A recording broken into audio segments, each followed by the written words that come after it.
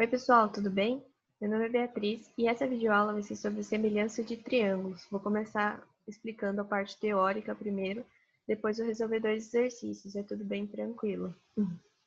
A principal informação que a gente precisa ter na cabeça quando for estudar semelhança de triângulos é que se trata de uma relação entre lados proporcionais e ângulos iguais. O que isso significa?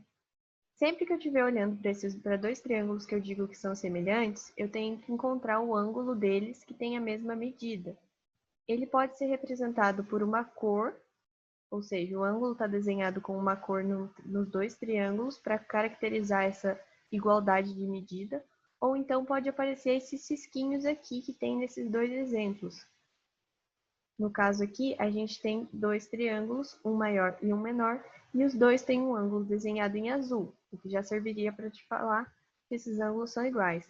Caso isso não apareça com uma cor diferente, pode ser também identificado por esses três risquinhos, três, ou nesse caso aqui, que também pode ser dois ou um. O importante é você achar os dois ângulos que têm o mesmo número de risquinhos, que é isso que vai estar te indicando que eles são os ângulos com a mesma medida. Dito isso, agora a gente vai pegar um exemplo aqui bem tranquilo para poder entender tudo que foi dito anteriormente. A gente tem aqui dois triângulos, um maior e um menor. Do triângulo maior, a gente tem duas medidas de lado, o 8 e o 6. E aqui nesse triângulozinho menor, a gente só tem o 4. Esse ladinho aqui, que seria o lado correspondente àquela medida de 6, é o que a gente precisa descobrir, certo? Tá, seguindo isso, a gente tem que primeiro achar o ângulo que é igual entre os dois, porque se não tiver esse ângulo igual, não tem semelhança. Nesse caso, ele está indicando que esse ângulo beta aqui também está presente aqui. Como que eu sei? Aqui está marcando com beta e aqui também está marcando com beta. Isso é uma outra representação de que esses ângulos têm a mesma medida. Normalmente a gente usa letras gregas para representar a medida de ângulo. E também tem a corzinha, né? Os dois estão de azul. Dito isso, a gente vai precisar calcular a medida desse ladinho EF aqui, que a gente não sabe, mas como a gente tem o lado correspondente a ele, dá para calcular. Aqui em cima só tá algumas informações, caso na imagem não tenha ficado tão claro, tá bom? Tá, quais são as informações iniciais que a gente tem? Os lados que se correspondem, a gente sempre vai colocar um sobre o outro, montando uma fraçãozinha. Então, a primeira correspondência de lados que a gente vai achar é a da medida do lado AB e do lado DE, porque são os lados que formam a mesma parte do triângulo, tanto no maior quanto no menor. Então, a gente vai ter 8, que é a parte do triângulo maior, sobre o 4, que é a parte do triângulo menor. Lembra que eu falei que a gente sempre vai pegar os lados que se correspondem e escrever eles em forma de fração um sobre o outro. Dito isso, a gente coloca o sinalzinho de igualdade e pode analisar o outro lado que a gente quer descobrir a medida, que no caso é o lado EF. O lado que corresponde ao lado EF mede 6, então a gente vai colocar 6 sobre esse lado EF, que é o que a gente quer descobrir. Até aqui está tranquilo. A questão importante dessa parte do processo é que a gente nunca pode inverter qual número a gente coloca no numerador e qual a gente coloca no denominador. Se a gente colocou o do triângulo maior no numerador, a gente tem que fazer isso nas duas frações. Se a gente colocar o valor do triângulo menor no numerador, a gente tem que manter esse padrão em todas as outras frações, tá bom? Se eu quisesse fazer desse lado, também daria, mas a questão é que eu não tenho o valor nem do triângulo maior, nem do triângulo menor. Então, isso dificulta bastante, não conseguimos fazer por conta disso, tá?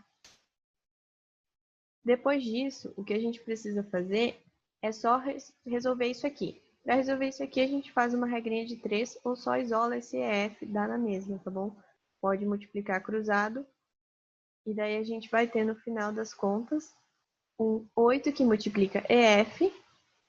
O pontinho está significando a multiplicação, tá? Que vai ser igual a 4 que multiplica 6, beleza? Fiz o de baixo sobre o de cima. Depois que a gente fizer isso, só fazer essa multiplicaçãozinha aqui. 6 vezes 4 é 24. Isso vai ficar igual a 8EF só que a gente quer só o valor do EF. Então, a gente precisa isolar esse EF, e para fazer isso é só passar o 8 dividindo. 24 dividido por 8 dá 3, então a gente vai chegar à conclusão de que o lado EF mede 3. Agora que a gente já chegou nessa conclusão, vamos voltar lá naquela questão da proporcionalidade. Se você olhar esse primeiro ladinho aqui do triângulo maior, ele mede 8, e no triângulo menor mede 4. Existe uma certa relação de proporcionalidade que a gente consegue observar logo de cara. O 8, ele é dobro de 4. Agora, se a gente for olhar essa medida aqui e pensar que a gente não sabe quanto é esse aqui, mas a gente acabou de descobrir, a gente pode pensar se segue essa mesma proporcionalidade de no triângulo maior é sempre o dobro do valor do triângulo menor. Aqui mede 6, aqui mede 3. Então, faz sentido isso, segue essa proporcionalidade. Agora que a gente já entendeu como aplicar a semelhança de triângulos, a gente vai vir para um exercício com um enunciado um pouquinho mais complicadinho, mas ainda assim é bem tranquilo. O que está passando ali é que a gente tem um prédio cuja altura a gente ainda não sabe. A única coisa, essa informação que ele passou para a gente é a sombra que ele está projetando, que é de 30 metros. Outra informação que ele deu foi a respeito de uma pessoa que tem 1,80 de altura e está projetando uma sombra de 2 metros.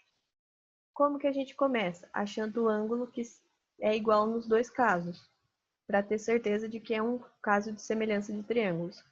Considerando que o raio de sol está incidindo com a mesma angulação, tanto no prédio quanto na pessoa, esses dois ângulos aqui a gente pode tratar eles como iguais. Por isso que eu desenhei os dois de vermelho. Dito isso, a gente só precisa achar os lados que se correspondem. No caso, a altura do prédio corresponde à altura da pessoa e o comprimento da sombra do prédio corresponde ao comprimento da sombra da pessoa. Então, a gente só precisa montar a continha naquele esquema. A altura do prédio sobre a altura da pessoa vai ser igual ao comprimento da sombra do prédio sobre o comprimento da sombra da pessoa. Dito isso, a gente só precisa isolar aquele H ali para descobrir quanto dá essa continha no final, que é o resultado da nossa altura do prédio. A gente só precisa fazer 15, que é o resultado de 30 dividido por 2, multiplicado por 1,80, que é a altura ali que a gente passou para o lado de cá. Estava dividindo, a gente passou multiplicando. Tudo isso vai ser igual a 27, que é o resultado do H, que é a nossa altura do prédio, que está escrito aqui na letra A, como a gente pode observar aqui, tá bom? Então é isso, gente. Ó, opçãozinha A. Espero que tenha ajudado.